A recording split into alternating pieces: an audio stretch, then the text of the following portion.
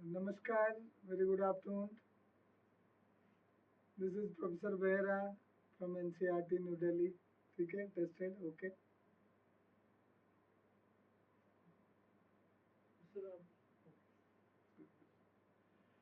नमस्कार, very good afternoon to all of you. ये खुशी की बात है कि मैं उत्तराखंड सरकार के जो शिक्षा विभाग है उनके लाइव स्टूडियो जो है टेलीविज़न स्टूडियो से मैं बात कर रहा हूँ. खुशी की बात यह है कि ऐसे 5-6 स्टूडियो जिन स्टूडियो से मैं बात कर रहा हूँ जो उत्तराखंड सरकार ने बनाई है और जो स्कूल एजुकेशन में बच्चों को फ्री कंटेंट मिले तो उसके लिए ये प्रावधान किया गया है. और मुझे बताया गया है कि 840 से ज़्यादा जो विद्यालय हैं तो इन कार्यक्रमों का जो है लाइव टेलीकास्ट जो है देखते हैं और टीचर जो कि स्टूडियो में बैठते हैं देहरादून में तो उनके साथ बातचीत करते हैं. और मैं ये जो पहल है उत्तराखंड सरकार ने किया है इसको राष्ट्रीय शिक्षा नीति 2020 के साथ लिंक करके देख रहा हूँ क्योंकि राष्ट्रीय शिक्षा नीति जो 2020 में आई थी जुलाई 29 को लॉन्च हुआ था, भारत सरकार ने किया था और उसके तहत ये कहा गया है कि विद्यालयी शिक्षा में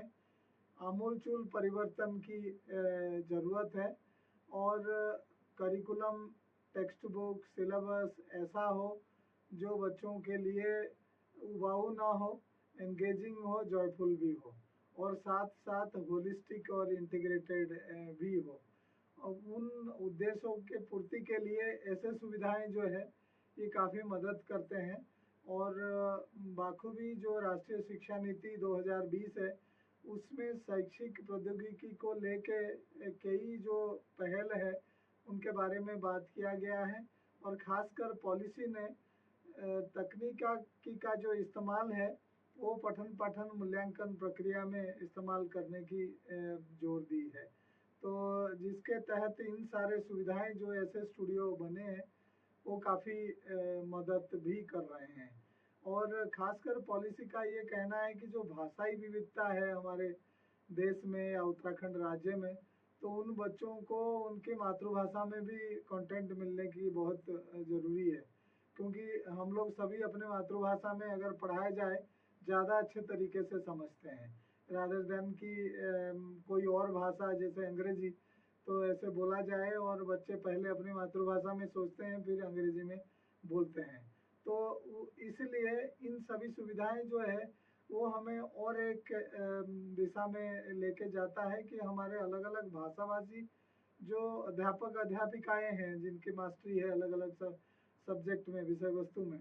तो वो उसको और अच्छे ढंग से बच्चों को समझा सकते हैं, पढ़ा सकते हैं. तो चाहे 1 दर्जन भाषा हो किसी राज्य में या 2 दर्जन हो या 10 दर्जन हो, तो क्योंकि हमारे देश में 1300 से ज़्यादा भारतीय भाषाएं हैं तो उस केस में टीचर और अच्छे से उन बच्चों को उनके मातृभाषा में समझा सकते हैं. तो ये एक अच्छा इस्तेमाल है जो कि इस तकनीकी का. और जो तीसरी पहल जो शैक्षिक तकनीकी के बारे में जब बात होती है राष्ट्रीय शिक्षा नीति का ये संतुष्टि है कि हम लोग जो है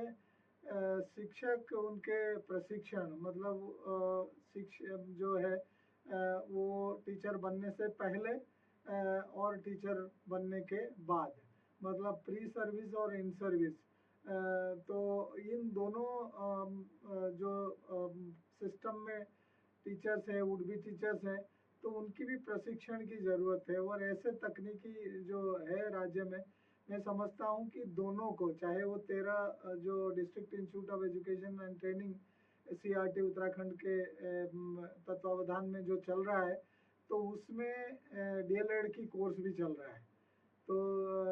उन डाइट में जो बच्चे हैं तो DLED कर रहे हैं उनकी भी पठन पाठन के लिए भी ये तकनीकी काफ़ी कारगर हो सकता है और होगा. और इन सर्विस ट्रेनिंग की बात अगर करेंगे 1,34,000 से ज़्यादा अध्यापक अध्यापिकाएं उत्तराखंड में हैं तो उनकी सालाना 50 घंटे की ट्रेनिंग के बारे में हमारी जो राष्ट्रीय शिक्षा नीति है उसमें कहा गया है हर अध्यापक अध्यापिका का सालाना 50 घंटे की ट्रेनिंग होनी चाहिए. तो ये तकनीकी जो है इस लाइव स्टूडियो के माध्यम से जो विसाट टेक्नोलॉजी के तहत चल रहा है, तो उसके ज़रिए जो है प्रशिक्षण और कारगर ढंग से हो सकता है। चाहे वो एक्शन रिसर्च के बारे में अध्यापक अध्यापिकाओं को बताया जाए, या साइबर सेफ्टी सिक्योरिटी के बारे में बताया जाए, चाहे कोई ऐसे स्पेशल कैंपेन राज्य सरकार या भारत सरकार का चल रहा है उसके बारे में जागरूक किया जाए। इवन जो क्वार्टरली, मंथली और हाफ ईयरली और एनुअल मीटिंग्स है, अधिकारी जो है शिक्षा जिला स्तर के और राज्य स्तर के जो अधिकारी है, तो वो भी बातचीत करके जो तमाम प्रोजेक्ट स्कीम्स चल रहा है तो उसका सही इम्प्लीमेंटेशन दिशा निर्देश भी हो सकता है। काफ़ी सारे हमारे देश में ऐसे बच्चे हैं जो जिनको डिफरेंटली एबल्ड कहा जाता है, दिव्यांग बच्चे हैं। तो ऐसे कहा जाता है कि 21 अलग अलग प्रकार की दिव्यांगता है जो right of people with disability 2016 की एक्ट है उसके तहत। तो उन दिव्यांग बच्चों के लिए और टीचर्स के लिए भी सरोकार से संबंधित जितने कार्यक्रम इसके ज़रिए भी चलाया जा सकता है। खाली उतना नहीं है, हमारे जो अध्यापक अध्यापिकाएँ हैं वो एक दिन स्कूल लीडर भी बनते हैं, स्कूल हेडमास्टर, हेडमिस्ट्रेस या प्रिंसिपल भी बनते हैं, और अधिकारी डिस्ट्रिक्ट लेवल के एजुकेशन ऑफिसर भी बनते हैं, एससीईआरटी में डाइट में भी अधिकारी बनते हैं। तो उनकी लीडरशिप क्वालिटी को और एजुकेशनल ट्रेनिंग मैनेजमेंट में जो रिलेटेड चीज़ है उनको भी बताया जा सकता है इस माध्यम से। और मुझे ये बताया गया है कि यहाँ पढ़ाने के लिए पूरी व्यवस्था की गई है, स्टाइलस पेन भी है लिखने के लिए, और चॉक बोर्ड की ज़रूरत नहीं है, हाथ सफ़ेद या काला करने की ज़रूरत नहीं है बोर्ड में लिखने। ये डिजिटल बोर्ड है तो इसमें पढ़ाया भी जा सकता है, क्विज भी किया जा सकता है समय समय पर। और जो संसाधन, चाहे ऑडियो हो, वीडियो हो या और कोई ऐसे संसाधन टीचर खुद घर से बना के लाए हैं, इसके ज़रिए दिखा भी सकते हैं। और बच्चों से सवाल जवाब भी हो सकता है, क्योंकि वो एक अच्छा तरीका है कि बच्चे समझते हैं कि नहीं वाकई मेरी बात किसी ने सुना है और मेरा जो डाउट है वो क्लियर किया है। तो मैं साधुवाद, कॉन्ग्रेचुलेशन करता हूँ, कॉन्ग्रेचुलेट करता हूँ उत्तराखंड के पूरे शिक्षा विभाग को कि उन्होंने स्टेट ऑफ आर्ट ऐसे टेक्नोलॉजी इंफ्रास्ट्रक्चर क्रिएट किया है जो देश में एजुकेशन की गुणवत्ता सुधारने में मील के पत्थर साबित होगा। और जो हमारे राष्ट्रीय शिक्षा नीति का उद्देश्य है, जो कि इक्विटी, इक्वालिटी और क्वालिटी की बात, समता, समानता और गुणवत्ता की बात की गई है,